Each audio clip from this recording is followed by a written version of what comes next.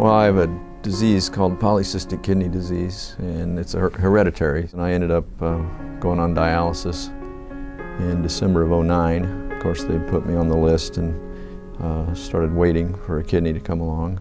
They said I would be needing to probably be looking at getting on the list for a kidney. I've been diabetic since I was 18, so that caused all this to go on. Being hooked up to a machine 3 times a week, I'd travel 50 miles. By the time I got back home, it was an all-morning deal, from 6 in the morning till noon about. It pretty well wiped me out the rest of the day. Get feeling pretty good the next day, and then would have to do it all over again. My wife came along and she decided of her own accord to get tested and see if she was a match as well. But I thought it was done. I thought that's the end of it. You know, I can't help and we'll move on. He'll have to find someone else. We're sitting there doing dialysis and Pam looks out the window and sees a city truck parked in front and nobody getting out. I've known Dale for a long time.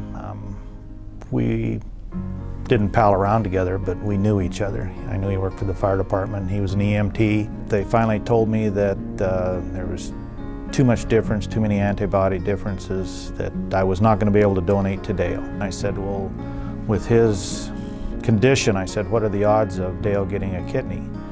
And he told me 6%. So my chances of getting one were pretty slim. I've had a couple people that had tested and no match, you know.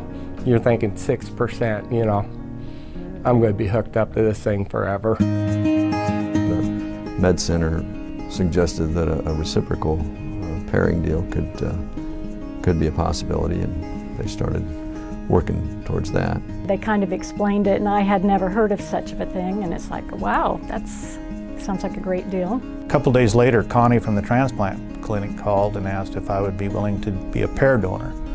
And she explained it to me that I would give a kidney to somebody else and somebody else would give one to Dale, and I didn't really care where mine went. The ultimate goal was to get Dale a kidney, and I said, sure, that'd be a great idea. Nancy seemed perfectly willing to go that way, and I think she just was willing to help me. And that's really what the whole thing is about, is people helping other people. They call you and say, we may have a match for you. We're going, you know, you're pretty well dumbfounded. All right, you know, maybe this is it.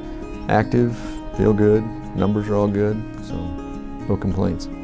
In fact, had my 3-year checkup yesterday, and it's like, go in the waiting room, looking good, goodbye, see you in a year or so. Ended up having a reunion, a 1-year reunion in Kearney. We got together. It was like we've been friends forever, you know. We sat there 3-4 hours talking that first get together. We've got a different type of relationship than we did before. It's every time we see each other, shake hands, see his wife, give her a hug, you know. I think they do a nice job here, and really no complaints. It's great here. In fact, we bypass Kearney a lot of times to come up here for anything I need, you know. We like it up here. If anybody has the opportunity to be involved in a living donation through a reciprocal swap or whatever, I'd encourage you to do it, because there's people out there that need the assistance.